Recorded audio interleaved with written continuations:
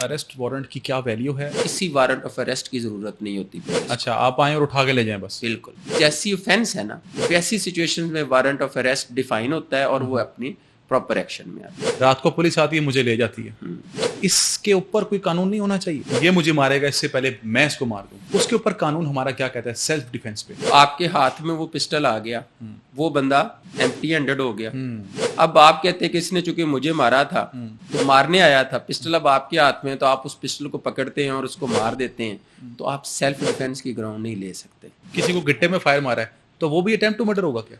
नहीं, वो कमजोर वाली बात और है। फांसी तो एक बार होती है, तो ये 2, 3, 4 ये क्या चीज़? आपके पास एक केस आया है रेप का, आप जानते हैं कि वो रेपिस्ट है, उसने खुद आपको पर्सनल में बता दिया कि मैंने रेप किया, लिहाजा मुझे बचाएं। क्या आप उस बातिल के साथ खड़े होंगे या अपने फर्ज को छोड़ के हक के साथ खड़े होंगे? केस लेने से पहले हम एक डिटेल डिस्कशंस में होते हैं विद आवर क्लाइंट। अस्सलाम वालेकुम व्यूवर्स, एनसी पॉडकास्ट के साथ मैं हूं शहवार ख्वाजा। व्यूवर्स, आज हम एक नई सीरीज स्टार्ट करने लगे हैं लॉ पॉडकास्ट के नाम से, जिस पे हम बेसिक लॉ को समझेंगे। लॉ है क्या, एक आम आदमी के क्या राइट्स हैं। हमारे साथ हमारे गेस्ट मौजूद हैं इरफान हयात बाजवा साहब, ये मेंबर पंजाब बार काउंसिल भी हैं और कमिंग फ्यूचर ये इंशाल्लाह प्रेसिडेंट लाहौर बार काउंसिल के उम्मीदवार भी होंगे। अस्सलाम वालेकुम इरफान साहब। वालेकुम अस्सलाम, कैसे हैं आप? अल्हम्दुलिल्लाह। अच्छा इरफान साहब, सबसे पहले मैं आपसे पूछूंगा कि आप थोड़ा सा एलैबोरेट करें, लॉ है क्या? बेसिकली मैंने आपको बताया कि लॉ एक ऐसा मजमुआ है जिसके अंदर rules, regulations, protection of rights के ऊपर जितने भी लॉज बनते हैं, अगर किसी के साथ कोई ज्यादती हुई, किसी शख्स ने कोई क्रिमिनल एक्ट किया तो उसके ऊपर अगर पाकिस्तान पीनल कोड एक्शन में आएगा। अगर किसी ने ब्रीच ऑफ कॉन्ट्रैक्ट किया तो उसके ऊपर स्पेसिफिक परफॉर्मेंस आएगा। अगर टेनेंट और लैंडलॉर्ड है तो लैंड जो रेंट रिस्ट्रिक्शन ऑर्डिनेंस है वो आएगा। बेसिकली लॉ को डिफ़ाइन सिर्फ सिंपल इस अंदाज में किया जा सकता है कि ये जितने लॉज हैं, मतलब जो राइट एंड लाइबिलिटीज़ को ना सिर्फ क्रिएट करते हैं, उनको प्रोटेक्ट करते हैं, और एक आम जो सिटीज़न है उसके हक और हकूक़ के लिए जो रूल्स और रेगुलेशंस बनाए जाते हैं उनको मिला के हम उसको एक लफ्ज़ बोलते हैं लॉ। वो एक मजमुआ, एक लॉ है। अच्छा, आपने ना इसमें अपनी इस आंसर में 2 वर्ड आपने यूज़ किए, क्योंकि हम पॉडकास्ट एक बिल्कुल आम आदमी के लिए कर रहे हैं, तो मैं समझता हूँ कि बहुत से लोगों को इन 2 वर्ड्स का नहीं पता होगा। एक आपने वर्ड यूज़ किया पीनल कोड। हाँ, एक तो पीनल कोड क्या होता है, दूसरा आपने वर्ड यूज़ किया लेजिस्लेशन।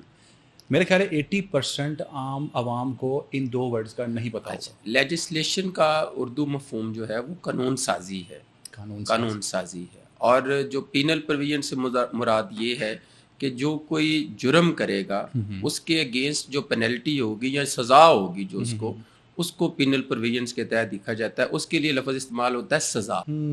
उसके लिए जो पीनल प्रोविजंस हैं उसके उस एक्ट का, यानी उसके गैर कानूनी अमल के ऊपर जो कानून हरकत में आएगा और जो कानून जिस सेक्शन के तहत या जिस दफ़ा के तहत वो प्रोसीड होगा वो पीनल प्रोविजन उसके लिए इस्तेमाल किया, यानी कि पीनल प्रोविजन पीनल पेनल्टी से ही अपने नाम से पीनल पेनल्टी से निकला है। सही, बिल्कुल, और वो उस सेंसेस में इस्तेमाल होगा। सही हो गया। और लेजिस्लेशन मींस कानून साजी। अच्छा इरफान साहब, हमें ये देखने में बहुत आता है कि किसी ने भी अगर कोई पुलिस स्टेशन में जाके कंप्लेन करवानी है तो बहुत सी पब्लिक को ये नहीं पता होता कि फ्रंट डेस्क पे जाके जब वो कंप्लेन करवाते हैं, बहुत से लोग ये समझते हैं कि शायद यही FIR है, लेकिन ऐसा नहीं होता। कंप्लेन फ्रंट डेस्क पे की जाती है जो, और FIR में बड़ा डिफरेंस है। बिल्कुल, इसको थोड़ा सा एलैबोरेट कीजिए। अच्छा, ऐसे है भाई साहब कि बेसिकली ये जो फ्रंट डेस्क का कंसेप्ट है ना जी, ये चंद साल पिछले आप कह लें जब ये मॉडर्न डिवाइसेस और उसके साथ चीज़ें अमल में आई हैं तो ये शुरू हुआ है। इससे पहले कंसेप्ट ये था, और लॉ भी ये कहता है हमारा, कि कोई इन्फॉर्मेंट उसके पास अगर ऐसी इन्फॉर्मेशन है जिसकी बुनियाद के ऊपर आपका जो कानून है वो हरकत में आता है तो वो इतला दे सकता है SHO को। इसकी जो है ना कानून में 3 प्रोविजंस हैं। क्योंकि जुर्म को डिफ़ाइन जब किया गया तो उसको 3 कैटेगराइज में ले गया। एक होता है कॉग्निजेबल ऑफेंस, जिसको हम काबिल दस्तअंदाजी जुर्म कहते हैं। काबिल दस्तअंदाजी जुर्म कहते हैं। इससे क्या मुराद है आपकी? इसके मुराद ऐसी ऑफेंसेस हैं जिसके ऊपर फौरी तौर पे बगैर किसी इंक्वायरी के FIR का अंदराज होना होता है। अच्छा, बगैर किसी इंक्वायरी के FIR का अंदराज होना होता है। कॉग्निजेबल ऑफेंस लीगल टर्म है, ठीक है। उसको उर्दू में डिफाइन जब हम करते हैं तो काबिल दस्तअंदाजी जुर्म हम कहते हैं। अच्छा, ये बड़ी ज़बरदस्त इन्फॉर्मेशन दी है, ठीक है। और उसके साथ एक नॉन कॉग्निजेबल ऑफेंस है जिसकी उर्दू में हम नाकाबिल दस्तअंदाजी कहते हैं। یہ ہمیشہ جو جرائم ہوتے ہیں اس کے بارے میں ان کو کیٹیگرائز کر دیا گیا ٹو فیسیلیٹیٹ کہ جی جو جس قسم کی شکایت آئی ہے اس کو دیکھا جا سکے کہ اس کے اوپر کون سا قانون حرکت میں آئے گا اور جو جرم کیا ہے بندے نے وہ کس طرح اس کو پھر ہم اس کی سزا کی طرف لے کے جا سکتے ہیں. اب جو ایس ایچ او ہے آپ نے بتایا کہ براڈ کاسٹ کے اوپر یہ بات جاتی ہے. براڈ کاسٹ جو ہے یعنی فرنٹ ڈیسک کی جس طرح آپ نے بات کہی, فرنٹ ڈیسک اب بنا سہولت کے لیے. اس سے پہلے محرر تھانہ ہوتا تھا جی اس سے پہلے. اچھا محرر آج بھی ہیں؟ آج بھی ہیں, لیکن اب وہ جو محرر کا کام ہوتا تھا کہ وہ کوئی اس کے پاس آئے انفارمیشن تو رپٹ روزنامچہ واقعاتی اس کے پاس آج بھی ہے, لیکن وہ ایک سیکنڈ سٹیج پہ چلا گیا. اب اس سے پہلے فرنٹ ڈیسک آ گیا. فرنٹ ڈیسک میں انہوں نے یہ کہا کہ کوئی بھی اپلیکینٹ اپنا CNIC جا کے وہاں پہ دے گا, اپنی کمپلینٹ جو ہے وہ وہاں پہ اس کو جب وہ نوٹ کرے گا تو اس کو انٹرٹین کرنے کے لیے باقاعدہ طور پہ ریکروٹمنٹ ہوئی اور وہاں پہ انہوں نے آفیسرز بٹھائے جو پھر کمپلینٹ کو لے کے اس کو ساتھ اس کو سکین کرتے ہیں اس کی اپلیکیشن کو اور اس کو ایک چٹ دیتے ہیں کہ آپ کی اپلیکیشن اتنے بج کے اتنے منٹ پہ تھانہ میں ریسیو ہو چکی ہے اور آپ کا انکوائری افسر جو ہے وہ فلاں شخص ہے جس کا نام, اس کا عہدہ اور اس کا موبائل نمبر وہ بھی اس چٹ کے اوپر ہوتا ہے اور اس کے ساتھ جرم کی نوعیت بھی لکھی ہوتی ہے کہ یہ ہرٹ کا ہے, فراڈ کا ہے, چوری کا ہے, جعل سازی کا ہے, کیا ہے. تو یہ ایک وہ جو فرنٹ ڈیسک سے ہمیں ملتی ہے وہ صرف ایک ثبوت ہے ہمارے پاس کہ ہم نے اپنی کمپلینٹ لانچ کر دی ہے. اچھا, وہ FIR نہیں ہے. اچھا, یعنی کہ اس کی بیس پہ آپ کوئی کاروائی نہیں کر سکتے؟ نہیں, اس کی بیس کے اوپر یو ہیو اے رائٹ کہ اگر آپ کی کمپلینٹ چلی گئی, جس طرح میں نے 2 جرم ڈیفائن کیے نا آپ کے روبرو, اگر کوگنیزیبل offense بنتا ہے تو SHO باؤنڈ ہے کہ اس کمپلینٹ کے آتے ہی جب اس کو ای ٹیگ لگ گیا, اس کا ٹائم آ گیا اور وہ ظاہر ہو گئی کہ اس ای ٹیگ اور اس نمبر کے ساتھ یہ کمپلینٹ آ گئی ہے تھانے میں, تو کوگنیزیبل offense میں SHO کو انکوائری کا اختیار نہیں ہے. وہ باؤنڈ ہے, ڈیوٹی باؤنڈ ہے کہ فوری FIR درج کرے, فوری FIR درج کرے اس ای ٹیگ جو فرنٹ ڈیسک پہ جو نمبر لگا ہے اس کو. ای ٹیگ کیا ہے؟ ای ٹیگ بیسیکلی نمبر ہے وہاں پہ, جس طرح ابھی ایک شخص ہے A گیا ہے تھانے میں 7 بج کے کچھ منٹ پہ, تو اس نے ایک کمپلینٹ لانچ کی ہے تو اس کو ایک نمبر ڈفرینٹ ملا ہے. B گیا ہے 10 منٹ بعد تو اس کو دوسرا نمبر ملے, یعنی کہ وہ نمبر ایک ای ٹیگ ہے, وہ ای ٹیگ نمبر ہے. اچھا, وہ بتاتا ہے کہ یہ شخص اتنے بج کے اتنے منٹ پہ یہاں پہ آیا, اس نے یہ کمپلینٹ لانچ کی اور اس کی کمپلینٹ کی نوعیت یہ تھی, اس کے اوپر آگے پھر پروسیڈ کیا گیا. اب میں آپ کی وساطت سے بتا دوں کہ جو فرنٹ ڈیسک پہ کمپلینٹ ہوتی ہے اس کے اوپر جو ان کا SOP ہے پولیس کا, وہ یہ ہے کہ ود ان 3 days باقاعدہ طور پہ ایک سسٹم میں جب وہ جنریٹ ہوگی تو اس کے بارے میں انہوں نے اطلاع بھی دینی ہے ہیڈ آفس میں, جس کو ریگولیٹ کر رہے ہیں اوپر DIG آفیسز میں بیٹھے ہوئے, IG آفیسز میں بیٹھے ہوئے بندے, کہ یہ کمپلینٹ آئی تھی تو اس کا بنا کیا, اس کا کیا بنا, اس کے اوپر کیا FIR درج ہوئی یا نہیں ہوئی, اور اگر نہیں ہوئی تو کیوں نہیں ہوئی, اس کے بارے میں باقاعدہ وضاحت دی جاتی ہے. اور وہ جو انکوائری افسر جس کو مارک کی جاتی ہے وہ ود ان 3 to 5 days اس پہ رسپانس کرنے کا پابند ہوتا ہے. موسٹ آف دی کیسز جس میں کمپلیکیشنز عام پبلک کو آتی ہیں وہ یہ ہے کہ جب فرنٹ ڈیسک میں انہوں نے دے دی کمپلینٹ تو وہ سمجھتے ہیں کہ ہماری FIR درج ہو گئی, وہ انفارمیشن انہوں نے دے دی, کوگنیزیبل offense میڈ آؤٹ ہوتا ہے, SHO باؤنڈ بھی ہے پرچہ دینے کا, لیکن یہ کرتے کیا ہیں کہ اس کے اوپر انہوں نے جو اپنے SOPs بنائے ہوئے ہیں, جو پریکٹس پروسیجر میں نظر آتا ہے کہ جس کو یہ مارک کو انکوائری آفیسر وہ آپ کو کال کرے گا, یعنی کمپلیننٹ کو, ایپلیکینٹ کو, اور اس کو کہے گا کہ جی آپ جو پرپوزڈ ایکیوزڈ ہیں اس میں جس کے اوپر آپ نے الزام لگایا اس کو بھی اس کا نمبر ہمیں دیں.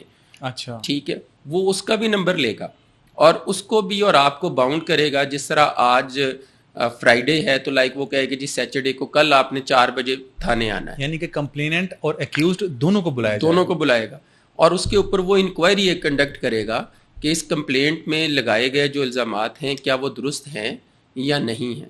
اگر وہ سمجھتا ہے 4 بجے اگلے دن پارٹیز آ جاتی ہیں کہ یہ جو کمپلیننٹ ہے آن ٹرو فیکٹ کے اوپر آیا ہے, درست حالات کے اوپر آیا ہے, تو وہ ریکمینڈ کرے گا ساتھ ہی اور پارٹیز کو لے کے SHO کے پیش ہو جائے گا کہ جی یہ کمپلینٹ آئی تھی, میں نے اس میں پارٹی سنی ہے, تو حالات و واقعات میں درخواست درست پائی گئی ہے. اس کے اوپر SHO جو ہے وہ پروسیڈ کرے گا, اس کو ڈائریکشن کرے گا کہ آپ اس کے اوپر FIR دیں. ٹھیک ہے, اگر وہ یہ سمجھتا ہے after hearing both the parties, یعنی سماعت کے بعد دونوں پارٹیز کو سمجھتا ہے کہ درخواست اصل حقائق پہ مبنی نہ ہے یا جھوٹی ہے دوسری سینسز میں, تو وہ یہ کہہ سکتا ہے کہ جناب یہ درخواست ضرور آئی تھی, بندے میں نے بلائے ہیں, لہٰذا اس میں ان کے حالات و واقعات مشکوک پائے گئے ہیں اور یہ درست حقائق پہ نہیں ہے, تو وہ اس FIR کا ریفیوزل بھی دے سکتا ہے. ٹھیک ہے, دونوں صورتیں. اور اس کے ساتھ میں نے جو پہلے آپ کے کہا کہ اگر وہ ای ٹیگ اس کو لگ گیا اور وہ کمپلینٹ جو ہے وہ نان کوگنیزیبل کیسز کی صورت میں آتی ہے تو پھر وہ اسٹیٹ وے بھی اس کو کہہ سکتا ہے کہ جی ہم آپ کا مقدمہ درج نہیں کر سکتے، آپ اپنے لرنر مجسٹریٹ کے پاس چلے جائیں متعلقہ عدالت میں نا، آپ کمپلینٹ لانچ کر لیں، آپ کا گریونس ہے لیکن آپ کی ایف آئی آر نہیں ہو سکتی۔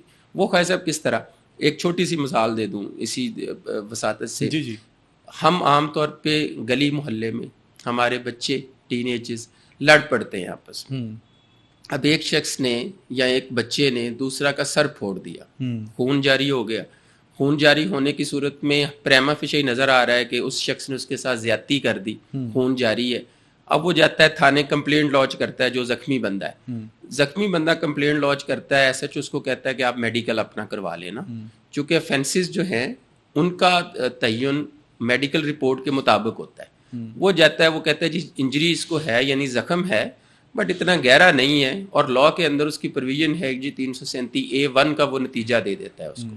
اب 337A1 بھی ایک جرم ہے۔ 337A1 کیا ہے؟ وہ بیسیکلی جو ہرڈ کیسز ہوں گے، یعنی جو شخص جو ہے، یعنی ایسے جرائم جو آپ کی باڈی سے وابستہ ہیں، نیک سے اوپر اگر آپ کو کہیں پہ یعنی آپ کو ہیڈ انجری آ جاتی ہے، آپ کے فیس پہ اوپر انجریز آ جاتی ہیں، تو یہ وائٹل آرگنز ہیں اور ان کو اے کے 337A کے تحت کنسیڈر کیا جاتا ہے، اے سے لے کے 1 سے لے کے 6 تک اس کی پروویژن، یعنی کہ ہم یہ کہہ سکتے ہیں کہ ایسے آرگن جن پہ ہٹ ہونے سے ڈیتھ ہو سکے، وہ آپ کہہ سکتے ہیں یہ وائٹل آرگنز ہوتے ہیں۔ وائٹل آرگن یہ نیک سے اوپر، اور اس کے ساتھ naan vital part of the bodies ہوتے ہیں، لائک لیگز ہیں، آپ کی بازو ہیں، رائٹ آرم ہے، یہ ہیں، ٹھیک ہے، ان کو ہم نان وائٹل آرگنز کہتے ہیں۔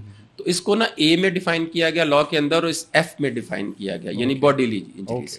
تو A1 جو ہے وہ نتیجہ آ گیا اور وہ قابل دست اندازی نہیں ہے، یعنی نان کوگنیزیبل ہے، انجری ہے لیکن اس کے اوپر ایف آئی آر قانون کہتا ہے نہیں ہو سکتی، جرم اتنا ہینیس نہیں ہے، تو پھر وہ آپ کو ریفیوزل دے گا کہ جی آپ کا ضرور لڑائی جھگڑا ہوا لیکن آپ کا مقدمے پہ، آپ کی درخواست پہ ایف آئی آر درج نہیں ہو سکتی، چونکہ ایم ایل سی جو ہے وہ بتا رہا ہے کہ آپ کو انجری ہے لیکن اتنی سیریس نیچر کی نہیں ہے جس کے اوپر ایف آئی آر درج ہو۔ یعنی کہ آفینس بتاتا ہے کہ یہ کوگنیزیبل ہے یا نان کوگنیزیبل ہے، بالکل آفینس کی اسٹرینتھ بتاتی ہے کہ کتنا سخت ہے، بالکل ایسے۔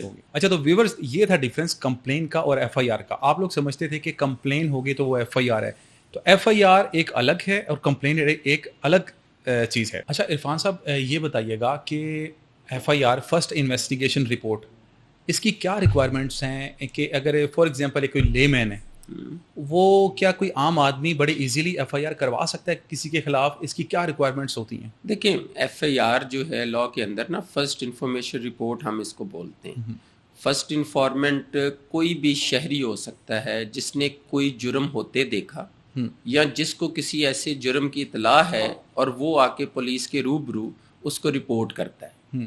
انفارمنٹ کوئی بھی ہو سکتا ہے، راستے میں جاتے ہوئے کسی شخص نے کوئی انلیگل ایکٹ دیکھا، لائک میں گزر رہا ہوں یا آپ گزر رہے ہیں یا کوئی اے بی سی گزر رہا ہے، اس نے دیکھا کہ یار یہاں پہ ایک بندے کو کسی نے مرڈر کر دیا، اب وہ وہاں پہ ڈیڈ باڈی پڑی ہوئی ہے، بندہ مرڈر کر کے چلا گیا ہے، نہ مرڈر کرنے والے کا پتہ ہے اور نہ مرڈر ہونے والے کا پتہ ہے، تو وہ بندہ بھی جا کے ایس ایچ او کو رپورٹ کر سکتا ہے کہ جی میں نے اتنے بج کے اتنے منٹ پہ دیکھا اور یہ وہاں پہ واقعہ ہوا، تو وہ انفارمنٹ ہے۔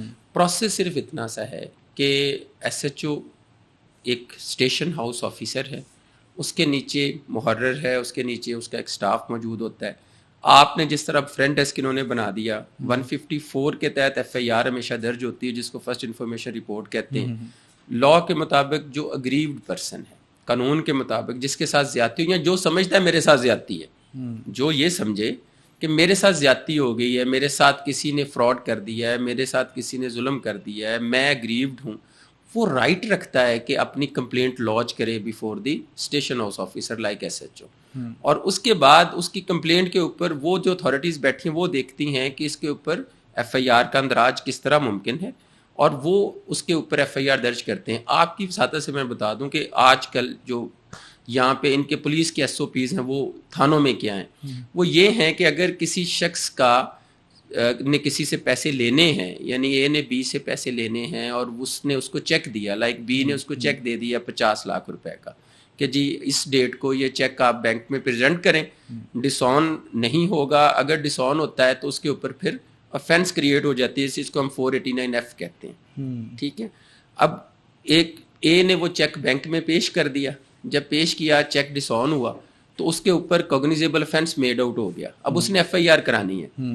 وہ کیا کرے گا، وہ اس چیک کو اوریجنل اور اس کے ساتھ سلپ اس کو ملی ہوگی، وہ چیک اور سلپ وہ لے کے جائے گا تھانے. وہاں پہ جا کے کہے گا کہ جی میں نے بی سے اس مد میں یہ پیسے لینے تھے، مجھے اس نے یہ چیک دیا، یہ اوریجنل اس کا چیک ہے، یہ اس کی ڈس آنر سلپ ہے، لہٰذا میری درخواست اس کے خلاف درج کر کے کہ اس نے مجھے بوگس چیک جاری کیا ہے، میرا مقدمہ درج کیا جائے. یہ کمپلینٹ ہوگی. اب ان کے SOPs یہ ہیں کہ جی اگر کوئی ایسی کمپلینٹ، ایسے جرائم لائک 489F ہے جس کے اوپر چیک کا ہوتا ہے، فراڈ کا ہوتا ہے 420 کا ہوتا ہے، جعلی دستاویزات کا ہوتا ہے 420 6871 کا ہوتا ہے، کرمنل بریچ آف ٹرسٹ ہے 406 کا ہوتا ہے، 452 ہے جس میں کرمنل ٹریس پاس کی بات ہوتی ہے. کچھ ایسی offenses جس کے اوپر انہوں نے یہ کہا کہ جب رپورٹ ہوں گی تو پہلے اس کے اوپر ایک انکوائری کنڈکٹ ہوگی. اس کو پہلے سب سے وہ انکوائری افسر جو تھانے کا، جس کو آپ نے وہ فرنٹ ڈیسک پہ اپلیکیشن دی اور اس کو وہ مارک ہوئی، وہ پہلا انکوائری آفیسر ہوگا. وہ پارٹیز کو بلائے گا 1 سے 2 دفعہ، نہیں تو میکسیمم 3 دفعہ.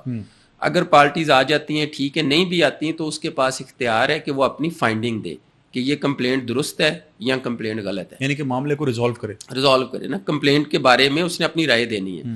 اگر وہ کہتا ہے کہ اس کے اوپر FIR بنتی ہے تو پھر وہ SHO کو پارٹی سنائے گا اور اس کے بعد وہ جائیں گی متعلقہ DSP کے پاس. SHO ایک رپورٹ بھیجے گا کہ میرے پاس یہ کمپلینٹ فلاں بندہ لے کے آیا تھا، اس کے علات و واقعات میں جرم بنتا ہے تو لہٰذا اس پہ FIR درج ہو سکتی ہے.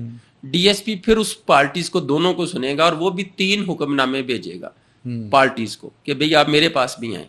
DSP سننے کے بعد اگر سیٹسفائی ہوتا ہے تو پھر اس کو وہ آگے فارورڈ کرے گا فار ریکمنڈیشن آف FIR متعلقہ SP کو، اور SP فائنل اتھارٹی ہے ان سچ لائک کیسز FIR کے اندراج کا. اس میں چونکہ پیریڈ لگ جاتا ہے 10 سے 15 دن کا، اور عام طور پہ یہ سمجھا جاتا ہے کہ جی یہ چونکہ FIR ڈیلے ہو رہی ہے اس کے اوپر اکیوز جو ہے اس کو بینیفٹ ہوگا. لیکن اس میں آنریبل سپریم کورٹ نے ایک فیصلہ دیا 2020-21 میں، یہ آیا ایگزیکٹ مجھے اب یاد نہیں ہے، لیکن انہوں نے ایک فیصلہ دیا جس کی روشنی میں انہوں نے یہ کہا کہ ایسے فینسز جو فائنینشیل اوبلیگیشنز پہ آتی ہیں اس کے اندراج سے پہلے انکوائری کر لیں تاکہ غلط مقدمہ درج نہ ہو، اور اگر مقدمہ بنتا ہے تو وہ درج ہو. تو ان سینسز میں پھر اس کو لے کے لیا گیا. عام آدمی رائٹ رکھتا ہے، جو مظلوم ہے جس کے ساتھ زیادتی ہوئی ہے FIR کا اندراج اس کا حق ہے اور قانون اس کو پروٹیکٹ کرتا ہے. اور اگر SHO مقدمہ درج نہیں کرتا اس کی درخواست کے اوپر تو اس کو رائٹ ہے کہ وہ عدالت سے رجوع کرے، ایکس ایفیشو جسٹس آف پیس کے پاس اپنی پٹیشن فائل کرے، اور وہ پھر باقاعدہ رپورٹ مانگ کے SHO سے پھر ڈائریکشن دیتے ہیں کہ اس کے اوپر FIR درج کریں، اور ان کی وہ FIR نہ صرف درج ہوتی ہے پھر انویسٹیگیٹ بھی ہوتی ہے اور ان کا رائٹ بھی ریڈریس ہوتا ہے. زبردست. اچھا، آپ نے جو بڑی اچھی انفارمیشن بتائی، اسی میں سے میرا ایک سوال جنریٹ ہوا ہے. لائک میں ایک عام آدمی ہوں، اب میں کہیں پہ ایک جگہ پہ ایک ڈیڈ باڈی دیکھتا ہوں، اب میں ڈر جاتا ہوں کہ یار اگر میں پولیس کو کال کروں گا تو کہیں میرے اوپر ہی نہ مدعا آ جائے. تو کوئی بھی عام آدمی ایک جگہ پہ ڈیڈ باڈی دیکھتا ہے یا کوئی مرڈر ہوتے دیکھتا ہے تو اس کا کیا رائٹ ہے، وہ اب کیا کرے، کیسے پولیس کو انفارم کرے؟ اب وہ ڈر بھی رہا ہے. جو انفارمنٹ وہ دیکھتا ہے اس کے لیے آج کل موبائل فونز ماڈرن ڈیوائسز کی صورت میں ہر بندے کے پاس موجود ہیں. 15 پہ کال اس کو کرنی چاہیے. فرسٹ آف آل 15 پہ کال کرے گا، پولیس رسپانس کرنے کی پابند ہے ان سچ لائک انفارمیشن. تو وہ خود تو نہیں پھنس جائے گا؟ نہیں، کیوں پھنسے گا؟ اس کو صرف اتنا ہے کہ اس نے جو دیکھا اس نے بتانا ہے، اس نے جو دیکھا اس نے وہ بتانا ہے. اب اس کے متعلق جب پولیس آفیسر آئے گا وہ اس کو وہاں پہ آ کے بات پوچھتا ہے، اس کے اوپر موقع کے اوپر ASP آ جاتا ہے، DSP آ جاتا ہے، SP آ جاتا ہے، تو ڈیفینیٹلی وہ 1 گھنٹہ آدھا گھنٹہ وہ پروسیس میں اس کو اس بات کے لیے کہ اس نے حق کا ساتھ دینا ہے، اس نے انصاف کا ساتھ دینا ہے، اس نے اس معاشرے کو بہتری کی طرف لے کے جانا ہے، تو اتنا ٹائم اس کو سفر کرنا پڑتا ہے. ٹھیک ہے، وہ انفارمنٹ ہے. وہ جب اصل بات بتائے گا تو یہ پروٹیکشن میں بھی جاتے ہیں. ہمارے یہاں پہ ایک بات کہی جاتی ہے کہ جی یہاں پہ قانون جو ہے وہ وٹنسز کو پروٹیکٹ نہیں کرتا. بالکل ایسا ہی میرا سوال بھی کچھ اسی حوالے سے تھا. وٹنسز کو پروٹیکٹ نہیں کرتا، لیکن لا موجود ہے، وٹنسز پروٹیکشن ایکٹ موجود ہے، جس کے اوپر وٹنس نہ صرف پروٹیکٹ ہوتے ہیں بلکہ ان کی فیملی کو بھی پروٹیکشن میسر آتی ہے. اچھا، ابھی آپ وٹنس پروٹیکشن کی بات کر رہے ہیں، لیکن ماضی میں ہم نے دیکھا کہ بہت سے وٹنسز کو یا تو جان سے مار دیا جاتا ہے یا دھمکیاں دی جاتی ہیں. تو جب وٹنس پروٹیکشن ایکٹ موجود ہے تو پھر وٹنسز کے خلاف یہ ایسے مار دھار اور یہ چیز یہ کیوں پھر ہو رہا ہے؟ دیکھیں قانون اپنی جگہ پہ جب موجود ہوتے ہیں، لیکن جو قانون توڑنے والے ہیں وہ یہ دیکھتے ہیں کہ لا کے اندر ایک وٹنس ہے جس نے پولیس کو سٹیٹمنٹ دی ہمارے قانون کے مطابق، جب تک وہ عدالت میں یعنی ٹرائل کورٹ میں آن اوتھ اپیئر ہو کے اپنی سٹیٹمنٹ نہیں دیتا تو اس کی سٹیٹمنٹ لیگل ویلیو نہیں رکھتی انڈر دی لا. پھر وہ لوگ جو سمجھتے ہیں کہ یہ کل کو کورٹ کے اندر سٹیٹمنٹ دیں گے تو اسی طرح جس طرح انہوں نے پہلے ایک ہینیس کرائم کیا ہوتا ہے، کمٹ کیا ہوتا ہے، ان سے سرزد ہوا ہوتا ہے یا انہوں نے کیا ہوتا ہے ڈیلیبریٹ، اس کو پھر وہ بچنے کے لیے ایک لیگل جو پیرامیٹرز ہیں اس طرح کے وہ واقعات رونما ہوتے ہیں. لیکن یہ جس طرح انڈیویجول حیثیت میں ہے نا، وہ اس طرح پھر معاملات میں پروٹیکشن میں بھی وہ ضرور ہوتے ہیں، اور ٹارگیٹنگ کلر کی صورت میں پھر وہ ٹارگٹ بھی ہو جاتے ہیں. لیکن الٹیمیٹلی اگر آپ دیکھیں تو لا جو ہے وہ موجود ہے، وہ پروٹیکٹ بھی کرتا ہے اور پروٹیکشن بھی دیتا ہے. لیکن دیکھا جائے تو وٹنس آل دا ٹائم خطرے میں ہی ہے. میں کہوں گا بالکل خطرے میں، بالکل خطرے میں. تو اسی لیے شاید ہم ڈر جاتے ہیں کوئی بھی آفینس کو رپورٹ کرتے ہوئے. بالکل، یہ جبکہ ہمیں بہادری کا مظاہرہ کرتے ہوئے یہ کرنا چاہیے کہ ہم رپورٹ کریں ایٹ لیسٹ. آپ اپنے بہترین رسپانسیبل شہری ہونے کی ذمہ داری اگر نبھائیں گے تو اللہ تبارک و تعالیٰ بھی آپ کو پروٹیکٹ کرے گا. سچویشن صرف یہ ہے کہ خوف ہے، چونکہ ہمارے جس نے دیکھا اس سے سوال ہونا ہے کہ کیسے ہوا، کیوں ہوا، اور اس نے اس کا جواب دینا ہے. تو عام طور پہ ہم ریلیکٹنٹ ہوتے ہیں کہ یار یہ کون ہے، کس طرح ہے، ہم کیوں بیچ میں آئیں، تو وہ ہم اس طرح سامنے نہیں آتے، جس کا پھر نقصان یہ ہوتا ہے کہ فالس پروسیکیوشنز ہوتی ہیں. ایسے لوگ کمپلینٹ آ کے بنتے ہیں جو ایکچولی موقع پہ موجود بھی نہیں ہوتے، ان کا فائدہ لیتے ہوئے کل کو وہ جو اکیوزڈ ہوتا ہے وہ اس کیس سے نکل جاتا ہے، چونکہ ایگزیکٹ انفارمیشن نہیں ڈلیور ہوتی، تو یہ سسٹم ہی خراب ہو جاتا ہے سارے کا سارا. اچھا، اب چونکہ عرفان صاحب ہم یہ پوڈ کاسٹ ایک لیم مین کے لیے کر رہے ہیں، تو آپ جیسے دیکھتے ہیں گلی محلوں میں، ہر گلی محلے میں کوئی نہ کوئی لڑائی جھگڑا ہو رہا ہوتا ہے، اور اس لڑائی جھگڑے کی ایک بنیادی وجہ ہوتی ہے. فار ایگزامپل ہم یہ لے لیتے ہیں کہ ایک گھر ہے، ایک کسی کا گھر ہے، اور اس کے گھر کے باہر جو اس کی ٹیریٹری ہے، اس کی ٹیریٹری کے باہر اس کا نیبر یا کوئی بھی اور بندہ کسی بھی قسم کی ایکٹیویٹی کر رہا ہے، تو کیا اس گھر والے کے پاس یہ رائٹ ہے کہ وہ اس کو روک سکے؟ یا اس کے گھر کے آگے اس نے گاڑی پارک کر دی، ہم دیکھتے ہیں کسی نے گاڑی پارک کر دی، کسی نے کوڑا پھینک دیا، تو اس پہ لوگوں کے قتل بھی ہو چکے ہیں. ایسے ہی ہے. اس پہ ہمارا قانون کیا کہتا ہے؟ اس گھر کے مالک کے پاس کیا رائٹ ہے کہ اس کے گھر کی ٹیریٹری کے آگے اگر کوئی بندہ کسی بھی قسم کی ایکٹیویٹی کر رہا ہے وہ اس کو کیسے روک سکتا ہے قانونی طور پہ؟ اچھا، قانونی طور پہ بات یہ ہے کہ بیسیکلی تو یہ پبلک نیوسنس میں آتی ہے یہ چیز کہ آپ کے سرٹن رائٹس ہیں. آپ کے گھر کے سامنے اگر کسی نے گاڑی کھڑی کر دی ہے تو وہ ایک اس کا اللیگل بھی اور امورل بھی ایکٹ ہے، یعنی غیر قانونی اور غیر اخلاقی عمل بھی ہے. اب اس کے اوپر ہم ریش ہو جاتے ہیں، لیکن اگر ہم پولیس کو اطلاع کرتے ہیں، اس کی 15 پہ کال کرتے ہیں کہ جی اس نے ہمارے گھر کے سامنے غیر قانونی طور پہ یہ گاڑی کھڑی کر دی ہے، اس میں قانون ہے؟ بالکل قانون اس پہ موجود ہے. اور اس میں ایون جہاں پہ آپ یہ دیکھیں کہ جو ڈسٹرکٹ مینجمنٹ سسٹم ہے ہمارا جی لاہور کے اندر بھی اور ہر ڈسٹرکٹ کے اندر یہ موجود ہے کہ آپ کی جتنی ہاؤسنگ سوسائٹیز ڈیولپ ہو رہی ہیں یا جتنی آپ کے اربن ایریاز ہیں ان کو ایل ڈی اے جو ہے وہ دیکھ رہا ہے، اس کے ساتھ اتھورائز جو ان کی اپنا ڈسٹرکٹ لیول پہ ہیں یا تحصیل لیول پہ ہیں، تو وہ باڈیز موجود ہیں کہ جو دیکھتی ہیں کہ یہاں پہ ایون کنسٹرکشن انلیگل تو نہیں ہو رہی، یہاں پہ کوئی موومنٹ میں راستہ تو انکروچ نہیں کسی نے کر لیا، یہاں پہ باہر کسی نے سڑک کے اوپر تھڑا تو نہیں بنا لیا، اپنا دروازہ جو ہے اس کو کتنا اونچا رکھا ہے. مطلب یہ پورا سسٹم موجود ہے، یہ نہیں ہے کہ نہیں ہے. صرف ہم لوگ ریلیکٹنٹ رہتے ہیں کہ یار ہم اپنی ڈیوٹیز میں اسے ٹائم نکال کے رپورٹ کریں گے، پھر ہم جائیں گے، پھر ہم آئیں گے، تو اس سلسلے میں ہم بیئر کرتے ہیں. اور پھر بعض دفعہ وہ جو ہوتا ہے کہ اگر کسی نے راستہ بند کر دیا، اگر آپ نے کوئی دیکھے چھوٹا سا بھی ایونٹ ہے نا، تو اس کے لیے اگر آپ نے گلی محلے میں وہ کرنا ہے تو وہ جو راستہ ہے وہ پبلک ایٹ لارج کا راستہ ہے. اگر آپ نے اس کو روکنا ہے، اس کے لیے آپ کو باقاعدہ اے سی یا متعلقہ ڈی سی کو اجازت لینی پڑتی ہے. آپ اس کو اپلیکیشن دیں گے، وہ آپ کو الاؤ کریں گے، اور وہ اس پہ اوپر 2-4 گھنٹے کا آپ نے شیڈول دینا ہے، اپنے پرپز بھی بتانا ہے. اچھا، میں نے بڑی اچھی بات کی آپ نے، سوری میں آپ کی بات کاٹ رہا ہوں. یہ ایک بڑا اچھا کوشچن یہاں پہ ریز ہوتا ہے کہ گلی محلوں میں لوگ ٹینٹ لگا کے یا تو شادیاں شروع کر دیتے ہیں یا محفلیں شروع کر دیتے ہیں، یہ لیگلی ٹھیک ہے؟ بالکل یہ لیگلی ٹھیک نہیں ہے.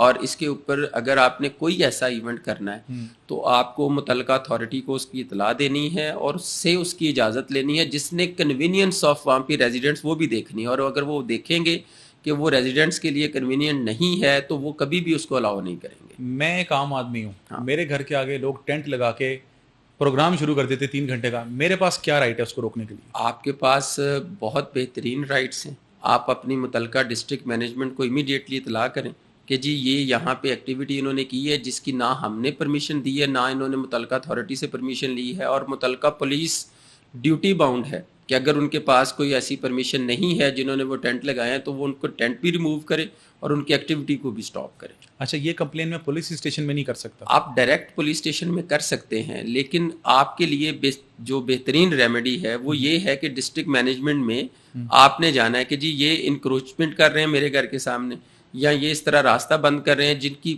ہم جو ہے جس سے ہم یا ہمارے جو سرٹن رائٹس ہیں, رائٹ آف ایزمنٹس ہیں ہمارے, وہ متاثر ہوتے ہیں. تو ڈسٹرکٹ مینجمنٹ بیسیکلی ڈیوٹی ہے کہ وہ انکروچرز کو اور اس طرح کی ایکٹیویٹیز کو ختم کرے. ٹھیک ہے. اچھا عرفان صاحب, بہت سے لوگوں کو یہ نہیں پتا کہ ڈسٹرکٹ مینجمنٹ کے آفس کیسے جانا ہے, کہاں جانا ہے. پولیس اسٹیشن کا تو سب کو پتہ ہے, اب ڈسٹرکٹ مینجمنٹ کو اپروچ کیسے کرنا ہے؟ اچھا, بیسیکلی تو ہر ضلع میں نا ڈی سی ہوتا ہے جس کو ہم ڈسٹرکٹ آفیسر کہتے ہیں, ڈپٹی کمشنر ہم اس کو بولتے ہیں. اسی طرح آگے جس طرح لاہور کی تحصیلز ہیں, اسی طرح مختلف اضلاع میں تحصیلز ہوتی ہیں. جس طرح تحصیل کینٹ ہے, یہاں پہ ماڈل ٹاؤن ہے, شالیمار ہے, تو یہاں پہ اسسٹنٹ کمشنر ہے, اے سی ہم اس کو بولتے ہیں, اسسٹنٹ کمشنر. یہ عام طور پہ آفسز جو ہیں وہ کورٹس پریمسز کے ساتھ ہوتے ہیں. جس طرح لاہور میں ڈی سی کا آفس جو ہے وہ ڈسٹرکٹ کورٹ میں ہے, ضلع کچہری جس کو ہم بولتے ہیں. ٹھیک ہے, وہاں پہ آپ جائیں گے, آپ وہاں پہ باقاعدہ ان کا سٹاف بیٹھا ہے, ایک باقاعدہ آپ کو انٹرٹین کرنے کے لیے, ایک آپ کو اکوموڈیٹ کرنے کے لیے جو ہے وہ انہوں نے ایک ڈیسک بھی بنایا ہوا ہے. آپ وہاں پہ جائیں گے, آپ اپنی کمپلینٹ لانچ کریں گے, وہ پھر متعلقہ پولیس سے بھی انفارمیشن لیتے ہیں کہ یہ ایکٹیویٹی کی اس کو اجازت دینی چاہیے یا نہیں دینی چاہیے. باقاعدہ طور کے اوپر ایک پروسیس ہے جس کو پھر وہ فالو کرتے ہیں, اور اس کے بعد اگر اجازت دینی ہو تو وہ اجازت دیتے ہیں, ادروائز وہ ریفیوز کر دیتے ہیں. اگر انہوں نے ریفیوز کر دیا, جس طرح میں آپ کو مثال کے طور پہ یہ کہہ دوں کہ بعض دفعہ یہ کہا جاتا ہے کہ جی آج فلاں سیاسی پارٹی, میں کسی کا نام نہیں لیتا, فلاں سیاسی پارٹی نے جلسہ کرنے کی اجازت مانگی مینار پاکستان میں, ان کو نہیں ملی. فلاں سیاسی پارٹی نے فلاں جگہ کے اوپر, روڈ کے اوپر جلسہ کرنے کی اجازت مانگی, ان کو نہیں ملی. اس وجہ سے وہ جلسہ نہیں کر سکے. اجازت کس سے مانگی جاتی ہے؟ ڈسٹرکٹ مینجمنٹ سے مانگی جاتی ہے, متعلقہ ڈی سی سے مانگی جاتی ہے, کمشنر سے مانگی جاتی ہے. ٹھیک ہے, تو اس لیے یہ پروسیس ہے, ہم کو آگاہی نہیں ہے چونکہ, تو پھر ہم نا عام طور پہ ہمارے سسٹم یہ ہے کہ یار چلیں محلے دار ہے, 3 گھنٹے 2 گھنٹے کی, وہ ہم اپنی گاڑیاں بھی پیچھے پارک کر لیتے ہیں. ہم ان کی وہ جو لگے ہوئے ٹیبل ہوتے ہیں, گزرنا بھی وہ ہماری ایون فیملیز میں ہم ان کے درمیان سے زگ زیگ کر کے گزر جاتے ہیں, چلیں یار بیئر کر لیں. تو یہ ایک سسٹم تو ہے, لیکن لا تو موجود ہے, وہ تو آپ کے سرٹن رائٹس کو پروٹیکٹ کرتا ہے. ہم الاؤ کرتے ہیں صرف اس لیے کہ یار ہماری محلے داری اور دیگر چیزیں جو ہیں وہ متاثر نہ.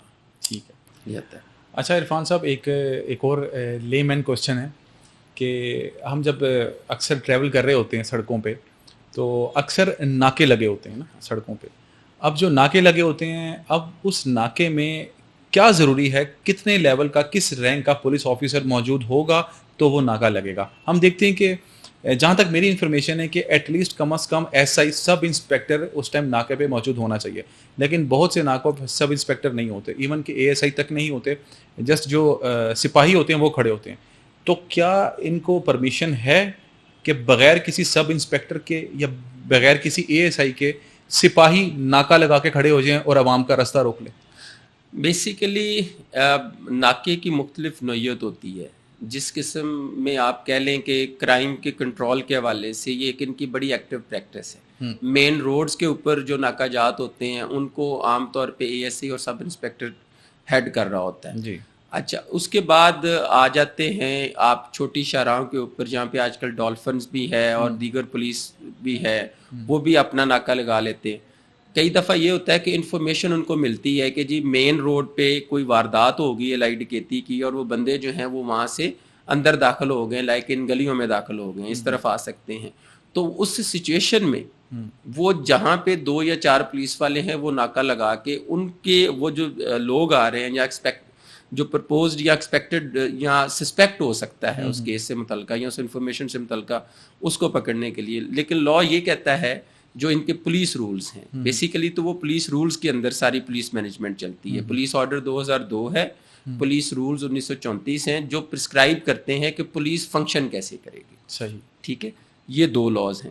اس کی روشنی میں جو مین شاہراہیں ہیں یا مین کسی انفارمیشن کے بعد جو ناکہ لگتا ہے اس کے اوپر اے ایس آئی سے لے کے سب انسپیکٹر اور سب انسپیکٹر سے لے کے S H O police station جو ہیں ان کے اوپر بھی وائرلیس چلتی ہے کہ جو ایس ایچ او متعلقہ اتنے گھنٹے سے اتنے بجے سے لے کے اتنے بجے تک وہ فلاں مقام کے اوپر جائے گا, اور وہ خود موجود ہوتا ہے ادھر. اس کو پھر وہ چیک کر رہے ہوتے ہیں اوپر سے جتنی بھی کالز چل رہی ہوتی ہیں وائرلیس پہ کہ ایس ایچ او اس وقت یہاں پہ ہے یا نہیں, اپنی پوزیشن دے.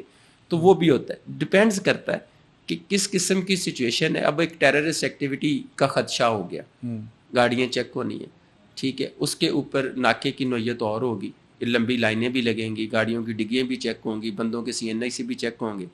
ایک عام طور پہ روٹین کی پٹرولنگ پہ ہے پولیس, عام ناکہ لگا ہوا ہے, اس میں انہوں نے دیکھنا ہے کہ اگر کوئی گاڑی تیز رفتاری سے آ رہی ہے یا جو کوئی بندہ کسی مشکوک حرکت میں آ رہا ہے وہ اس کو روکتے ہیں, ادروائز عام بندے کو وہ جانے دیتے ہیں.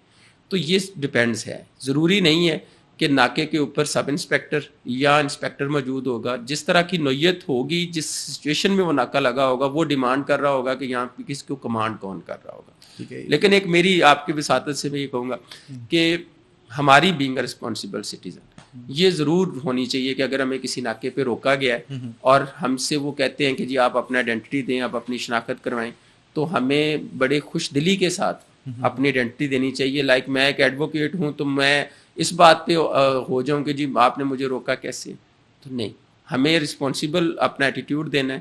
ہمیں اپنی جو انفارمیشن ان کو ریکوائرڈ وہ ہم دیں گے. کبھی بھی ایسا نہیں ہوتا کہ وہ آپ کو اسپیشل ٹارگٹ کریں. اچھا, یہ کیا مجاز رکھتے ہیں, یہ کیا ہم سے کیا کیا ڈاکومنٹس ریکوائر کرنے کے مجاز رکھتے ہیں؟ بیسیکلی تو دیکھیں, ناکے کے اوپر انہوں نے دیکھنا ہے کہ کوئی ایسا شخص تو نہیں ہے جو ہمیں مطلوب ہو, لائک ایبسکونڈر ہو کسی کیس کے اندر. اس میں وہ آپ سے آپ کا شناختی کارڈ مانگیں گے, آپ سے آپ کا اوریجنل نام پوچھیں گے, آپ کے آئی ڈی کارڈ کے مطابق ان کے اگر ہاتھ میں تو آپ سے آپ کی ولدیت, آپ کا ایڈریس پوچھیں گے, ٹھیک ہے. اس کے بعد آپ کے وہ پروفیشن سے متعلقہ بھی پوچھ سکتے ہیں کہ آپ کیا کرتے ہیں, ٹھیک ہے. کوئی آپ کا ریکارڈ تو نہیں ہے. پھر آج کل ناکوں کے اوپر باقاعدہ طور پہ انہوں نے کمپیوٹر جو ہے ان کو موبائلس کے اوپر بلکہ ایپ آئی ہوئی ہیں, وہ آپ کا سی این آئی سی ڈالتے ہیں, وہ آپ کا اسی وقت پولیس ریکارڈ بتا دیتا ہے کہ اگر آپ کا کوئی پولیس ریکارڈ ہے تو وہ ظاہر ہو جائے گا, نہیں ہے تو وہ چیک بھی ہو جائے گا. دوسرا یہ ہے کہ اگر ان کے پاس انفارمیشن ہے کہ جی اس وقت یہاں پہ کوئی ٹیررسٹ ایکٹیویٹی ہونی ہے تو گاڑی کے اندر کوئی مواد جا رہا ہے, تو وہ آپ سے ڈگی کھلوانے کی بھی بات کر سکتے ہیں. آپ کو وہ یہ بھی کہہ سکتے ہیں کہ آپ 4 لوگ ہیں, اور 4 چونکہ اگر رات کے 10 بجے کا ٹائم ہے, 11 بجے کا ٹائم ہے, اور ینگ لوگ بیٹھے ہوئے ہیں گاڑی میں, تو وہ آپ کو گاڑی سے باہر نکلنے کا بھی کہیں گے. وہ آپ کو آپ کی پرسنل ریسرچ کے اوپر بھی کہیں گے, ٹھیک ہے. پرسنل ریسرچ کے اوپر بھی آپ کو گاڑی سے باہر نکلے, ہمیں پرسنل ریسرچ کرنی ہے, گاڑی کی بھی ریسرچ کر سکتے ہیں. بیسک تو یہ ہے کہ آپ نے ان کے ساتھ کوآپریٹ کرنا ہے. یہاں تک بات ان کی ہے, وہ جس سچویشن میں ناکہ انہوں نے لگایا ہوا ہے وہ ڈسکلوز نہیں کرتے, کیونکہ یہ ایسی سیکرٹ انفارمیشن ہوتی ہیں جس کی بنیاد کے اوپر ناکے لگتے ہیں, اور وہ اس ٹارگٹ کے لیے ہوتے ہیں جس کی انفارمیشن ان کو ملی ہوئی ہے کہ اس کو ہم نے کیسے میٹ کرنا ہے. اریسٹ وارنٹ کی کیا ویلیو ہے؟ اچھا, اریسٹ وارنٹ عام طور پہ ہم نا اس کو چونکہ میڈیا پہ دیکھتے ہیں, اس کو ٹیلی ویژن اسکرینس پہ دیکھتے ہیں, اس کو موویز کے اندر دیکھتے ہیں کہ جی پولیس آ گئی تو اس سے پوچھا جاتا ہے آپ کے پاس اریسٹ وارنٹ ہے. اریسٹ وارنٹ ہے.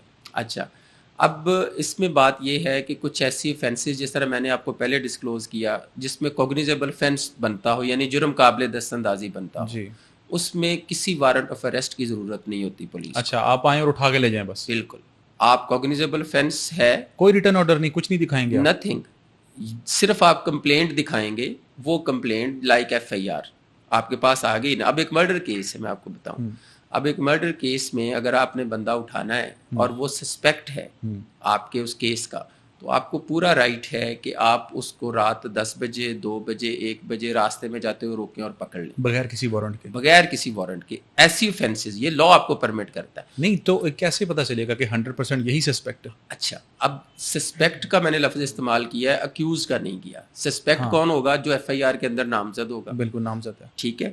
جرم ثابت نہیں ہوا. جرم نہیں ہے لیکن اس کے اگینسٹ الزام آ گیا کہ اس شخص نے یہ کر دیا, تو اس کو پکڑنے کا آپ کو اختیار ہے. پھر پکڑنے کے بعد پروسیس آف انویسٹیگیشن ہے, اور انویسٹیگیشنز کے اندر اگر وہ گنہگار ثابت ہوتا ہے تو وہ چلان ہو جائے گا, اگر بے گناہ ہے تو وہ چھوٹ جائے گا. اچھا ٹھیک ہے, بے گناہ ہے تو چھوٹ جائے گا, لیکن اس دوران جو اس کی رسپیکٹ گئی ہے وہ کیسے ریورس ہوگی؟ اچھا اس میں یہ ہوتا ہے کہ اگر ایک فالز انفارمیشن آ گئی, ایک بندے نے کسی کے خلاف جھوٹا مقدمہ درج کروا دیا, پولیس نے اس کو اریسٹ کر لیا, ٹھیک ہے, اریسٹ کرنے کے بعد اس کو 2 گھنٹے 10 گھنٹے پولیس لاک اپ میں رکھا, انویسٹیگیٹ کیا اور وہ بندہ بے گناہ ثابت ہو گیا. ایک تو پولیس اس کو ریلیز کر دے گی, اور وہ جو انفارمیشن اس کو دی گئی تھی اس کے متعلق وہ لکھے گی کہ یہ فالز انفارمیشن ہے. لا موجود ہے کہ جب وہ ثابت ہو جائے گا کہ فالز انفارمیشن ہے, تو جو انفارمیشن دینے والا ہے یعنی جس نے اس کے خلاف ایف آئی آر درج کرائی ہے, اس کے خلاف 182 کی ایک پروسیڈنگز ہوتی ہے, فالس ایکوزیشن, فالز ایکوزیشنز, اس بندے کے خلاف بھی کاروائی ہو جائے گی جس نے اس کے خلاف جھوٹی کمپلینٹ دی, اور جس کے خلاف دی اس کو ریمیڈی ہے کہ وہ اس کے خلاف ڈیمیجز کلیم کر سکتا ہے, لائک ڈیفیمیشن, حد کے عزت کا سوٹ فائل کر سکتا ہے. لیکن عرفان صاحب اس وقت میں تو اس کی عزت چلی گئی نا, تو اس پہ ہمارا کوئی قانون نہیں ہونا چاہیے کہ آپ ایک دم کسی نے رپورٹ کی ہے یا ایف آئی آر میں نامزد کیا اور آپ نے جاتے ساتھ اسے گریبان سے پکڑ کے اٹھا لیا, انویسٹیگیٹ تو پہلے کیا جائے کہ آیا اس نے یہ آفینس کیا بھی ہے کہ نہیں. اچھا اس پہ کچھ ایسے ہمارے لاز ہیں, لائک اس میں اگر ہم فیڈرل انویسٹیگیشن ایجنسی کی بات کر لیں, جی, اگر ہم اینٹی کرپشن اسٹیبلشمنٹ کی بات کر لیں, تو ایسی اسپیشل لاز ہیں جس کے اوپر یہ ہے کہ prior to registration of case جو ہے باقاعدہ انکوائری, ایک آفیسر ہوتا ہے, ڈپیوٹ ہوتا ہے, انکوائری کے بعد اس پہ لیگل ایکشن پرپوز ہوتا ہے, اور لیگل ایکشن کے بعد اس کے اوپر ایف آئی آر ہوتی ہے. یہ ایک پروسیس ہے. اچھا وہ اسپیشل لاز ہیں, اسپیشل سرکمسٹانسز میں جو لا یہاں پہ ایک عام پبلک کو فیس کرنا پڑتا ہے, جس پہ متعلقہ جو آرڈنری پولیس ہے وہ ایکشن میں آتی ہے, وہ پاکستان پینل کوڈ لیکن تعزیرات پاکستان جس کو ہم بولتے ہیں, یا ضابطہ فوجداری جس کو سی آر پی سی ہم بولتے ہیں, اس کے اندر 2 ہی کیٹیگریز, 2 جو ہے نا اس کو کیٹیگرائز کیا گیا کنڈیشنز میں. جس طرح میں نے آپ کو پہلے کہا, قابل دستاندازی جرم ہے, کوگنیزیبل ہے, ایف آئی آر درج ہوگی وداؤٹ اینی انکوائری, اور اس میں انویسٹیگیٹنگ آفیسر جو ہے اس کو اختیار ہوگا کہ بغیر کسی اریسٹ وارنٹ آف اریسٹ کے لیے وہ سسپیکٹ کو اریسٹ کر سکتا ہے جس کے خلاف یہ الزام آ جائے کہ اس نے اس قسم کا ہینیس کرائم کیا. اب دوسری طرف یہ ہے کہ اگر کوئی ایسا جرم ہے لائک 420 ہے, 468 ہے, 471 ہے, یہ پی پی سی کی سیکشنز ہیں جو میں نے آپ کے سامنے رکھی ہیں نا, یعنی اگر کوئی جعلی دستاویز بناتا ہے, فورج ڈاکومنٹ بنا لیتا ہے, ٹھیک ہے, اس کے اوپر اگر مقدمہ درج ہو گیا تو پہلے مجسٹریٹ کو انویسٹیگیٹنگ آفیسر اپلیکیشن دے گا کہ یہ رپورٹ ہوا ہے میٹر, یہ offense اس میں میڈ آؤٹ ہو رہی ہے, لہٰذا مجھے انویسٹیگیشن کرنے کی اجازت دی جائے. مجسٹریٹ پھر اس کو انویسٹیگیشن کرنے کی اجازت دے گا, اور اس کے بعد وہ اس کو انویسٹیگیٹ کر سکے گا ایز سچ جیسے کوگنیزیبل offense ہوتا ہے. پھر وارنٹ آف اریسٹ جو ہے وہ بعض دفعہ ایک ایسی ٹرم ہے کہ جب کمپلیشن آف انویسٹیگیشن کے بعد چلان عدالت میں جمع ہو جاتا ہے, اور وہاں پہ عدالت پروسیڈ کرتی ہے, بندے کو نا طلب کرتی ہے اکیوزڈ کو کہ آپ کے خلاف یہ چارج تھا, چلان ہے آپ آئیں. وہ کسی وجہ سے اس کو انٹیمیشن نہیں ہوتی, اطلاع نہیں ہوتی, یا اطلاع ہوتی ہے تو وہ ڈیلیبریٹلی نہیں جاتا, تو عدالت پہلے اس کو سمن جاری کرتی ہے, اس کے بعد وارنٹ ہوتا ہے, پھر نان بیلیبل وارنٹ ہوتا ہے. یہ 3 کنڈیشنز ہوتی ہیں اس کو بلانے کی. نان بیلیبل وارنٹ پھر جو ہے اس پہ اریسٹ کر سکتا ہے متعلقہ جو بندہ جس کو وہ مارک ہوا ہے, اس کو گرفتار کر کے عدالت میں پیش کرتا ہے. تو یہ اس کو کیٹیگرائز, پھر جیسی اوفینس ہے نا ویسی سچویشن میں وارنٹ آف اریسٹ ڈیفائن ہوتا ہے اور وہ اپنی پراپر ایکشن میں آتا ہے. ٹھیک ہے, یعنی کہ اس طرح اگر دیکھا جائے تو ایک عام انسان, میں اپنی مثال دیتا ہوں, تو میں ہر ٹائم خطرے میں ہوں, یعنی کہ میرا مخالف بلا وجہ کسی بھی ایف آئی آر میں مجھے نامزد کر کے مجھے ڈیفیم کر سکتا ہے. بالکل, مجھے تو پتہ ہی نہیں کہ میرے خلاف کیا کیس چل رہا ہے, رات کو پولیس آتی ہے مجھے لے جاتی ہے. تو اس کے اوپر کوئی قانون نہیں ہونا چاہیے؟ نہیں, اس کے اوپر کسی قسم کی لیجسلیشن جو ہے وہ آج تک نہ ہوئی ہے, نہ مستقبل قریب میں ہو سکتی ہے. وجہ پتہ کیا ہے, پبلک ایٹ لارج جو ہے اس کو تھانہ فیسیلیٹیٹ کرنے کے لیے بنایا گیا. تھانے والوں کے پاس کوئی ABC جائے اور وہ کہے کہ میرے ساتھ یہ ہوا ہے, وہ وہاں پہ ان کے پاس کوئی میکانزم نہیں ہے کہ وہ دیکھ سکیں کہ یہ فالس ہے, جھوٹی ہے, انہوں نے وہ ریسیو کرنی ہے.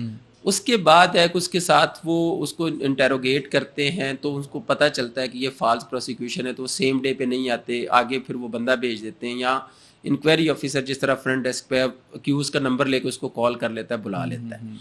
اب بعض دفعہ جس طرح ہینیس کرائم کا لگ گیا، کسی کے اوپر الزام لائک مرڈر لگ گیا ہے، 324 لگ گیا ہے، اٹیمپٹ آف مرڈر لگ گیا ہے، ریپ کا لگ گیا ہے، کچھ ایسی offences ہیں جن کی جو ہینیس ہیں اور اگینسٹ دی سوسائٹی ہیں، اگینسٹ دی وہ پبلک ایٹ لارج کا کہہ لیں کہ جو لا اینڈ آرڈر سچویشن ہے اس کو مد نظر رکھتے ہوئے، تو اس پہ وہ کیا ہوتا ہے کہ سسپیکٹ کا لفظ استعمال کرتے ہوئے اس بندے کو اپروچ کیا جاتا ہے صحیح کہ آپ آئیں آپ کے خلاف، اچھا وہ آ کے بتاتا ہے کہ میرے خلاف نہیں ہے تو اس کو ریلیز کر دیں گے، لیکن ان کے پاس کوئی میکانزم نہیں ہے کہ وہ درخواست کو ایک ہی سٹیج کے اوپر کہیں کہ نہیں ہم نہیں کرتے، جب تک انویسٹیگیٹ نہیں کر لیتے، فردر پروسیڈ نہیں ہو جاتا، انہوں نے دوسرے بندے کو سننا ہے۔ بالکل صحیح ہے۔ اچھا یہ تو بڑی ایک عجیب سی بات ہے عرفان صاحب کہ اگر کسی کے خلاف کوئی ایف آئی آر ہو جاتی ہے تو اس کا تو پورا ریکارڈ ڈیمیج ہو گیا، کسی انسان نے آؤٹ آف کنٹری جانا ہے یا کہیں کسی گورنمنٹ جاب کے لیے اپلائی کرنا ہے، بے شک وہ فالس ایکوزیشن ہے، وہ غلط ایف آئی آر ہے، لیکن ایک بار تو ایف آئی آر درج ہو گئی، اس کی پوری سیلف پریسٹیج خراب ہو گئی، تو اس کا اس میں کیا قصور ہے؟ کہ آپ کا اس پہ کوئی قانون نہیں ہے؟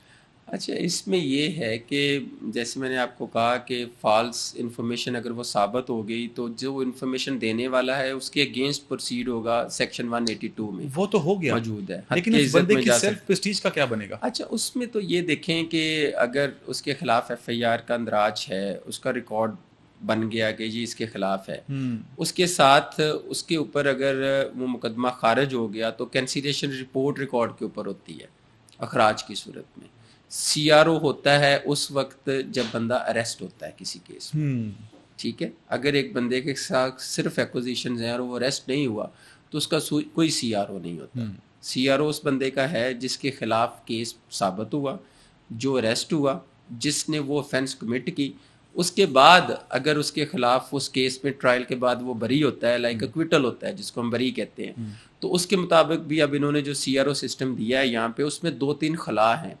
میں آپ کو بتاؤں لاسٹلی بطور ممبر پنجاب بار کونسل بھی ہم نے اس کو بڑا ایکٹیو دیکھا، علی ضیاء باجوہ صاحب یہاں پہ مسٹر جسٹس علی ضیاء باجوہ صاحب نے باقاعدہ طور پہ ایک ریٹ پٹیشن میں اس معاملے کو ٹیک اپ کیا، جس میں اس جو اتھارٹیز تھیں کنسرن پولیس کی، اس میں ڈی آئی جی صاحبان تھے اور باقی سارے، ان کو بلایا گیا کہ جی آپ کا جو سی آر او سسٹم ہے یہ تو بڑا ڈیفیکٹو ہے، اور اس میں بالکل رائٹلی انہوں نے پوائنٹ آؤٹ کیا کہ وہ سی آر او اگر ایک بندے کا ہوتا ہے تو وہ ختم کیوں نہیں ہوتا، اگر ایک بندہ بری ہو گیا ہے تو اس کو ختم کر دیں۔ اچھا اس پہ اوپر بڑا سارا کام اب تک ہوا ہے، لیکن صرف اس کو ڈویژن کر دی گئی کہ جی اگر بندہ بری ہو گیا ہے تو اس کے آگے کالم میں لکھ دینا ہے کہ اس کے خلاف یہ مقدمہ تھا لیکن یہ ایکویٹڈ ہے۔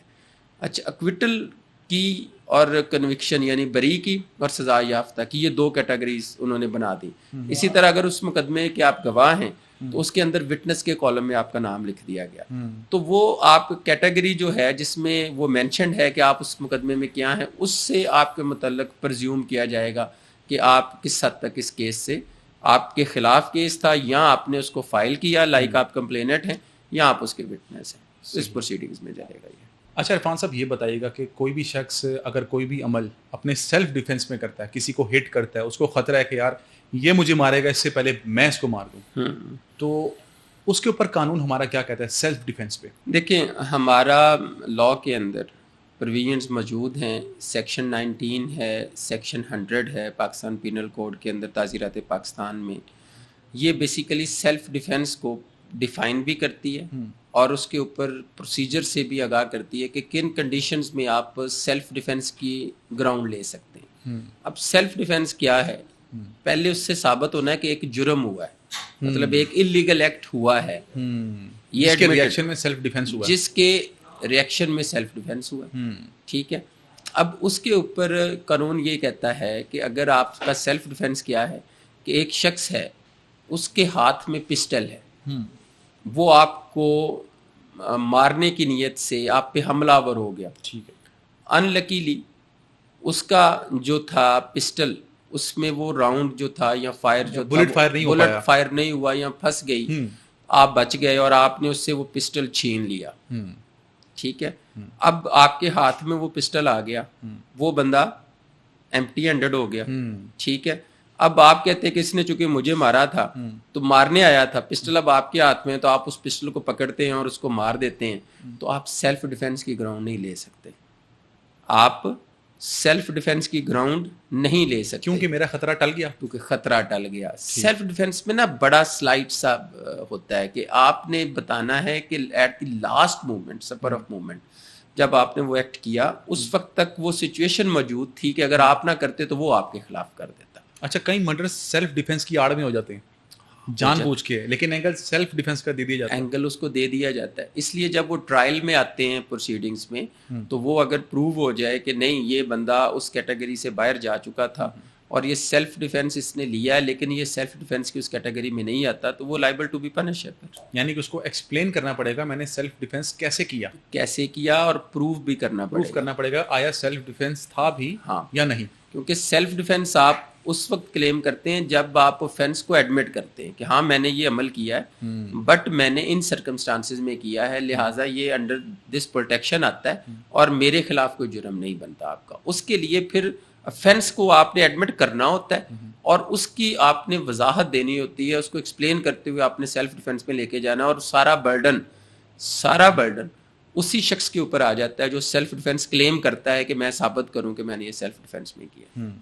اچھا عرفان صاحب، ایک اور بڑی ٹرم ہمارے یہاں یوز ہوتی ہے اٹیمپٹ ٹو مرڈر. اب اٹیمپٹ ٹو مرڈر کا چارج کن بیسس پہ لگتا ہے؟ اب آیا میں نے کسی کو پیٹ میں مکہ مار دیا، کیا وہ مجھ پہ اٹیمپٹ ٹو مرڈر کرا سکتا ہے؟ میں نے کسی کو ڈنڈا پکڑ کے اس کے سر پہ مار دیا یا میں نے کسی کو تھپڑ مار دیا، اٹیمپٹ ٹو مرڈر کا چارج کن بیسس پہ لگ سکتا ہے؟ بیسیکلی اٹیمپٹ ٹو مرڈر جو ہے اس کو ڈیفائن کیا گیا ہے سیکشن 324 میں، یعنی 324 ہم اس کو بولتے ہیں، پی پی سی کی تعزیرات پاکستان.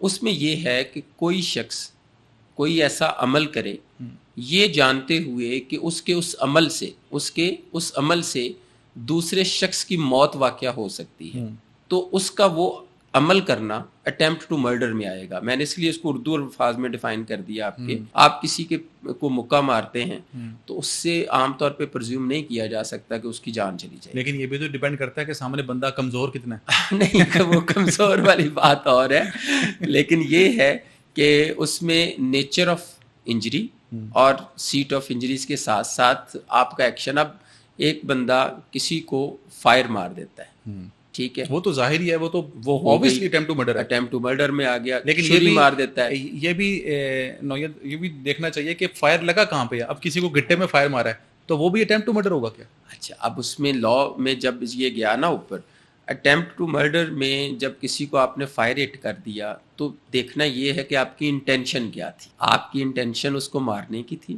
یا اس کو ڈرانے کی تھی یا اس کو ہرٹ کرنے کی تھی، یعنی زخمی کرنے کی تھی. انٹینشن کون یہ سرکمسٹانسز بتائیں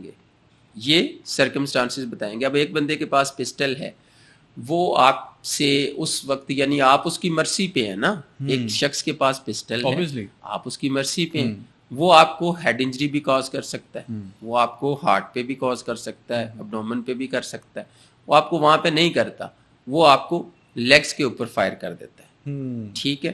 میننگ دیئر بائی وہ جو سپریم کورٹ نے اس کو ڈیفائن کیا 2009 میں، آنریبل سپریم کورٹ نے اس پہ کیسز دیے، 7 میں دیے، ابھی بھی 23-24 میں بھی اس پہ کیسز آئے ہوئے ہیں کہ اگر کوئی بندہ نان وائٹل پارٹ کے اوپر فائر کرتا ہے اور اس سے اس بندے کو زخم بھی پہنچ جاتا ہے، فائر آرم انجری بھی ہے، مقدمہ درج ہو گیا 324 کا، تو جو سچویشن یا سرکمسٹانسز ہیں اس سے یہ ثابت ہوتا ہے کہ اس کی انٹینشن ٹو کل نہیں تھی، وہ اس کو ہرٹ کرنا چاہتا تھا، زخمی کرنا چاہتا تھا، ضرر پہنچانا چاہتا تھا. تو اس کے حوالے سے پھر ٹرائل کورٹ ڈٹرمن کرتی ہے ہمیشہ آفٹر ریکارڈنگ دی ایویڈنس کہ جی یہ اٹیمپٹ ٹو مرڈر کا کیس ہے یا سمپل ہرٹ کا کیس ہے. اور اگر اٹیمپٹ ٹو مرڈر، جس طرح میں بات اب آپ سے کر رہے ہیں کہ ایک شخص نے کسی کو فائر مارا، 324 لگ گئی، اس کے بعد اس کا ایم ایل سی ہونا ہے.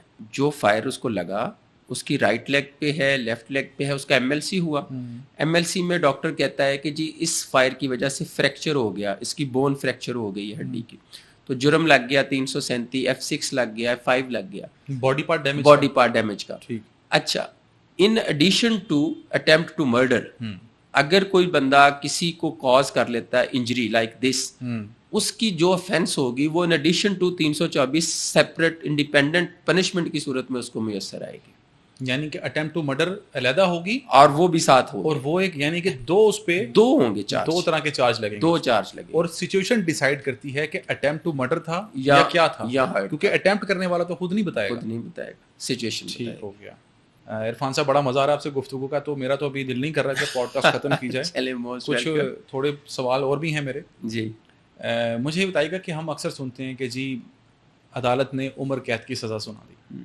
اب 20 سال کے لڑکے کو عمر قید ہوئی ہے, فار ایگزامپل اس کی عمر 80 سال کی ہے, تو کیا وہ 80 سال تک جیل میں رہے گا؟ نہیں, یہ آپ کا بڑا امپورٹنٹ سوال ہے, اس سے عام طور پہ آگاہی نہیں ہے لوگوں کو. جی بیسیکلی لائف امپریزنمنٹ یہ ایک ایسا سینٹینس ہے یا ایسی سزا ہے, لائف امپریزنمنٹ, اس کو لائف عمر قید, لائف امپریزنمنٹ. ٹھیک ہے, لا نے اب اس کو ڈیفائن کر دیا ہوا اور اس کا پیریڈ اب پرسکرائب ہو گیا ہے, جی پہلے نہیں تھا. اچھا, اب اس کا پیریڈ جو ہے وہ 25 ایئرس ہے, 25 سال جو ہے جس کو لائف امپریزنمنٹ ہے, عمر قید, اس کو سزا آپ سمجھیں گے کہ 25 سال کے لیے سزا. دن اور راتیں ملا کے نہیں, یہ پہلے دن اور راتیں ملا کے ہوتی تھی. اچھا, اس میں ایک ایک کاؤنٹ ہوتا تھا, لیکن اب اس کو انہوں نے دن اور رات کو ایک کاؤنٹ کر دیا. یعنی کہ 12.5 سال نہیں, 12.5 سال اگر دن اور رات کاؤنٹ ہوگا نا علیحدہ علیحدہ تو 12.5 سال.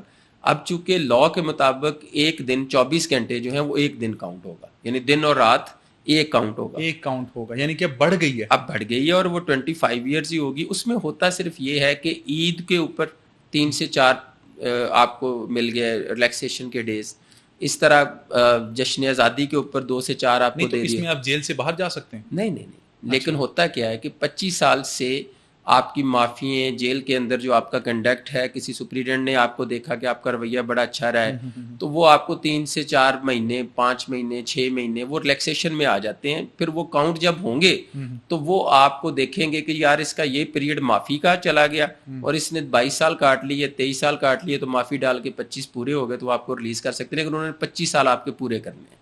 اچھا, وہ 25 ایئرس. 25 ایئرس, ہاں صحیح. تو پھر اس کو عمر قید کیوں کہا جاتا ہے؟ پوری عمر بھر کے لیے تو نہیں ہوتا نا یہ. اچھا, اب دیکھیں افینسز جو ہوتی ہیں عام طور پہ اگر کوئی بندہ افینس کرے 18 سال کی عمر میں کرتا ہے یا 20 سال کی عمر میں کرتا ہے یا 25 سال کی عمر میں, ہم راؤنڈ کر لیتے ہیں 20 کر لیتے ہیں, چلیں راؤنڈ کر لیتے ہیں 20 کر لیتے ہیں. اور ہمارے یہاں پہ ایوریج لائف جو ہے پاکستان میں 63 ایئرس. 60 بالکل ایسے 63 ایئرس. اب 20 سال کی عمر میں اس نے کر لیا جرم, 25 ایئرس اس کو سزا ہوئی, اس کا ٹرائل کو 2-4 سال چلا بالفرض, وہ 3 سے 4 سال میں اگر 20 سال میں اس میں جرم کیا تو سزا اس کو ہوئی 24 سے 25 سال کی عمر میں, ٹھیک ہے. اس کے بعد اس کو 25 سال سزا ہوگی. جب 25 سال یہ لائف امپریزنمنٹ ہوئی تو اس کو کاؤنٹ کریں وہ 50 پہ چلا گیا. تو 50 کے بعد جو ایج ہوتی ہے تقریباً, جو آپ کی ایک ایسی ایج ہے جس میں آپ زندگی کو خوبصورتی دیکھ سکتے ہو, انجوائے کر سکتے ہو, آپ کی فیملی اور دیگر چیزیں کریٹ ہو سکتی ہیں, ان کا سلسلہ وہ اسی پیریڈ میں ہے. تو آپ کی زندگی کے گولڈن ایئرز جو ہیں جب وہ جیل میں چلے گئے تو میننگ دیر بے کہ آپ کی لائف ختم آپ کی لائف امپریزنمنٹ. یعنی کہ جس ٹائم پہ آپ نے اپنے آپ کو گروم کرنا تھا, جو آپ کی لائف رچ ہونی تھی جہاں پہ, وہ آپ جیل میں پیریڈ ہی ختم ہو گیا. وہ پیریڈ ختم. تو عمر قید کو معاف بھی کرایا جا سکتا ہے؟ دیکھیں یہ ہمیشہ سٹیجز پہ ہوتا ہے. اگر کسی جرم میں لائک 302 میں آپ کو عمر قید ہو گئی ہے تو آپ کو سزا دینے والا ہے ایڈیشنل ڈسٹرکٹ اینڈ سیشن جج, مطلب ASJ ہے. تو اس کے خلاف آپ کو رائٹ ہے کہ آپ اپیل کر سکتے ہیں کہ جی مجھے اس نے غلط سزائے عمر قید دی ہے, غلط عمر قید دی ہے. کس عدالت میں؟ آپ اگر سیشن جج کا فیصلہ ہے تو آپ ہائی کورٹ میں رجوع کریں گے. صحیح. اور اگر ہائی کورٹ نے آپ کو عمر قید دی ہے تو آپ سپریم کورٹ میں رجوع کریں گے. یہ 3 ریمیڈیز آپ کے پاس ہیں. صحیح. یعنی کہ اپر کورٹس پہ جانے کی آپشنز ہوتی ہیں. اور اگر ہائی کورٹ سمجھے کہ نچلے والے جج جو ہے اس نے اپنا جوڈیشس مائنڈ اپلائی نہیں کیا اور حالات و واقعات جو تھے وہ اس حد تک نہیں تھے کہ اس کو سزائے موت ہو سکتی یا عمر قید ہو سکتی, تو وہ اس فیصلے کو ریورس بھی کر سکتے ہیں, موڈیفائی بھی کر سکتے ہیں, سیٹ اسائڈ بھی کر سکتے ہیں. تو پھر سیشن کورٹ کا جج اس فیصلے کو ڈینائی نہیں کر سکتا؟ نہیں, اگر ہائی کورٹ نے آرڈر کر دیا, ہائی کورٹ نے آرڈر کر دیا تو وہ بائنڈنگ ہوگا. سپیریئر کورٹ کا آرڈر بائنڈنگ ہوگا لوور کورٹ کے. اسی طرح ہائی کورٹ کے لیے سپریم کورٹ کا آرڈر سپیریئر ہوگا. Supreme court is final. ٹھیک ہے. اچھا, ایک اور چیز, عمر قید پہ ہم بات کر ہی رہے ہیں تو دوسرے سینٹینس پہ بھی آ جاتے ہیں, پھانسی. اب ہم بہت بار سنتے ہیں, فلموں میں بھی دیکھتے ہیں کہ جو جج ہے اس نے پھانسی دے دی 2 बार फांसी की सज़ा, 3 बार फांसी की सज़ा, 4 बार फांसी की सज़ा, फांसी तो एक बार होती है, तो ये 2, 3, 4 ये क्या चीज़? बेसिकली ग्रेविटी ऑफ ऑफेंस देखा जाता है। अच्छा। ग्रेविटी ऑफ ऑफेंस, उसकी हीनियसनेस देखी जाती है। ब्रूटल मैनर्स में मर्डर्स हैं, एटीए के हैं, दहशत गर्दी के हैं, उन सारी सिचुएशंस में जब आपको पनिशमेंट दी जाती है ना, वो सिंबॉलिक भी होती है, ताकि दूसरा जो करने वाला है वो देखे कि भाई ये तो बड़ा हीनियस क्राइम है और इसमें इस तरह होता है। फांसी तो अल्टीमेटली वो अलामती तौर पे 10 दफ़ा भी कह दें, फांसी एक दफ़ा ही होनी है। फांसी तो एक दफ़ा होनी है। फांसी एक दफ़ा होनी है, लेकिन वो काउंट करते हैं ना, जो ईच काउंट, मतलब उसमें 10 बंदे अब मर्डर हैं एक केस में, तो वो उन 10 बंदों की एक मर्डर की सज़ा क्या है? Death sentence. Death sentence. दूसरे की डेथ सेंटेंस प्रूव हो गया ना, तो वो ईच काउंट, उसको वो काउंट लफ्ज़ लिखते हैं लीगल ना, उसमें ईच काउंट जो है उसको कंसीडर करते हुए फिर वो उसको कहते हैं ये 2 दफ़ा होगी, 10 दफ़ा होगी, जो अलामती तौर पे जितने बंदे मर्डर हैं उससे तक, लेकिन फांसी तो एक ही दफ़ा। यानी कि मोहतरम जो हमारे जजेस हैं वो थोड़ा सा इस सज़ा में टेरर डालने के लिए, और वो बड़ा नेचुरल है, नेचुरल है, लीगल भी है और नेचुरल भी है। अच्छा, मेरा कंसेप्ट कुछ और था। मैं ये समझता था, मैंने एक मूवी में देखा था कि किसी शख्स को 2 बार फांसी हुई। पहली बार जब जल्लाद होते हैं, यहाँ पे भी जल्लाद ही होते होंगे, मैंने तो कभी देखा नहीं है। जल्लाद ने उसको फांसी दी और जब वो नीचे गिरा तो उसकी रस्सी टूट गई और वो बच गया। तो फिर जो उसको दूसरी फांसी से दोबारा फांसी चढ़ाई गई और दूसरी फांसी में वो मर गया। तो मुझे लगता था शायद ये होती है 2 बार फांसी, 3 बार फांसी, 4 बार फांसी, कि किसी भी अननेचुरल वजह से फट्टा टूट जाए, रस्सी टूट जाए या वो बच जाए तो दूसरी फांसी दोबारा दी जाए। क्या ये ऐसा होता है? नहीं, ये मूवीज में जो आपने देखा उस पे तो यहाँ तक है कि अगर आपको फांसी दे दी गई और रस्सा टूट गया और आप जो हैं वो नीचे गिर गए, तो कोर्ट से फिर दोबारा परमिशन लेके सेंटेंस एग्जीक्यूट हो गया। बेसिकली तो सेंटेंस एग्जीक्यूट करना अच्छा, होता अगर वो बच गया, रस्सा टूट गया, तो क्या उसको दोबारा फांसी दी जाएगी या बस खत्म? बेसिकली तो उसको सेंटेंस को execute till hang till death का जो जब लफ्ज़ तक है, मर नहीं जाता। हैंग टिल डेथ का लफ्ज़ जब इस्तेमाल कर दिया गया, बिल्कुल। तो वो डेफिनेटली उसकी डेथ के साथ ही एग्जीक्यूट होनी है सेंटेंस। सही। ठीक है, मूवीज में चूंकि उसके कंसेप्ट को जरा इंटरेस्टिंग बनाने के लिए कर लिया जाता है। अब वो चाहे 10 बार रस्सा टूट रहा है, वो 10 बार कोशिश करेंगे कि जब तक मरेगा नहीं, छोड़ना नहीं है। Till hang till death. Hang till death. क्या अदालत के अंदर इंसाफ की फराहमी के लिए वकीलों का चेहरा बिकता है? ये बड़ा इंटरेस्टिंग सवाल है आपका। बेसिकली आम पब्लिक एट लार्ज इस कंसेप्ट के ऊपर है। मैं ये समझता हूँ कि इसके हवाले से जो प्रैक्टिस अदालतों के अंदर मौजूद है, उसमें जो बंदा, जिस तरह मैं मेंबर पंजाब बार काउंसिल हूँ, मैं तो थोड़ा सा इसको और, सॉरी आपकी बात काट रहा हूँ, थोड़ा सा और इसको एलेबरेट करता हूँ कि एक तरफ एक बड़े जाने माने वकील हैं जैसे कि आप, और दूसरी तरफ एक नया नया वकील है। तो क्या जज इस जाने माने वकील की, इरफान हयात बाजवा की बात को ज़्यादा इंपॉर्टेंस देगा और उस आम वकील की बात को कम इंपॉर्टेंस देगा? ऐसा देखने में आता है। तो मेरा मतलब ये था कि क्या इंसाफ के लिए वकीलों के चेहरे बिकते हैं? नहीं, मैं ये समझता हूँ कि ये देखने में ज़रूर आता है, लेकिन जो जज है उसके लिए इरफान हयात बाजवा भी उसी स्टेज के ऊपर खड़ा है और एक आम वकील भी जो है वो उसी स्टेज के ऊपर खड़ा है। उसने कानून और आइन के मुताबिक फैसला करना है, आइन और कानून के मुताबिक फैसला करना। यानी कि हम ऐसा सोचते हैं, ऐसा है नहीं। नहीं, ऐसा नहीं है, लेकिन होता सिर्फ इतना सा है कि अगर मैं खड़ा हूँ तो मेरी प्रैक्टिस है 20 साल, और मेरे बारे में एक कंसेप्ट है कोर्ट का कि बाजवा साहब एक्टिव प्रैक्टिसिंग लॉयर हैं और ये जो बात करेंगे वो आइन और कानून के मुताबिक होगी, और उसको वो कंसीडर कर लेते हैं या सुन लेते हैं। दूसरी तरफ हमारा जो फ्रेश लॉ ग्रेजुएट है बहुत रिस्पेक्टेबल है, बड़ी मेहनत करके आते हैं, बहुत अच्छे बच्चे हैं। बाज़ दफ़ा ये होता है कि वो थ्योरी पे बड़ी अच्छी बात कर रहे होते हैं, लेकिन प्रैक्टिकली वो चूंकि अभी उस एक्सपीरियंस से नहीं गुजरे होते, तो वो उसको उस चीज़ से असेस नहीं कर रहे होते। तो ये कंसेप्ट एक चला जाता है कि जी उसकी बात सुनी गई और उसकी बात नहीं सुनी गई। मैं ये समझता हूँ ज़ाती तौर पर कि जज जो हैं यहाँ पे फैसला आइन और कानून के मुताबिक करते हैं, और उनको आइन और कानून के मुताबिक जो उन्होंने ओथ ली है उसी के मुताबिक, बगैर इस बात के कि आगे मेंबर पंजाब बार काउंसिल खड़ा है या एक आम वकील खड़ा है। ये एक लॉ भी इसको डिमांड करता है, सिस्टम भी इसकी जो है वो उसके ऊपर उसकी गुंजाइश नहीं है किसी को करने की। तो ये इस पर मैंने जो ऑब्जर्वेशन की उसके ऊपर। इरफान साहब ये बताइएगा, कानून और शरा में कितना तजाद है? देखिए, शरा सेटल्ड है। शरा वो है जो कुरान और हदीस है, جس میں کسی قسم کی کوئی ڈبیٹ کی گنجائش نہیں ہے. لیکن قانون کئی بار ہماری شرع کے برعکس ہوتا ہے. اچھا، اس میں یہ ہے کہ ہمارا جو constitution of Islamic republic of Pakistan ہے، یعنی آئین پاکستان، جی اس میں جو سب سے پہلا جو آرٹیکل ہے وہ یہ کہتا ہے کہ یہاں پہ کوئی قانون ایسا نہیں بنے گا جو متصادم ہوگا قرآن اور سنت سے. ٹھیک ہے، لیکن اس کے ساتھ یہ جواب آپ کا میں نے نوٹ کر لیا ہے. آپ کے اس جواب پہ ایک بڑا زبردست سوال پوچھنے لگوں گا. بالکل، قرآن اور سنت سے متصادم نہیں ہوگا. اس کے بعد جب لا آف لینڈ بن گیا تو کورٹس نے اس لا آف لینڈ کے اوپر جو ہے وہ دیکھنا ہے اور اس کے مطابق فیصلہ کرنا ہے. اگر وہ لا آف لینڈ میں اب دیکھیں یہاں پہ فیڈرل شریعت کورٹ علیحدہ ہے، یہاں پہ آنریبل سپریم کورٹ علیحدہ ہے. بالکل ایسے. ٹھیک ہے، یہاں پہ شرعی عدالتیں علیحدہ کام کر رہی ہیں، یہاں پہ آرڈنری کورٹس علیحدہ کام کر رہی ہیں. تو یہاں پہ تضاد ضرور موجود ہے، لیکن جس قسم کی کا ایلیگیشن ہوگا یا جس قسم کا کیس ہوگا، جس قسم کے ایلیگیشنز کے ساتھ کیس ہوگا، وہ کورٹ اس کے اوپر اختیار رکھے گی اور وہ اس کو پروسیڈ کرے گی. یہ تضاد آپ نے کہا تضاد موجود ہے، کیا تضاد موجود ہونا چاہیے؟ میں یہ سمجھتا ہوں کہ بینگ اے مسلم پہلی بات کریں، کیونکہ شرع کی آپ نے بات کی نا، تو شرع تو قرآن اور حدیث کی بات ہے. شرع ہمارے لیے قانون سے اوپر ہے.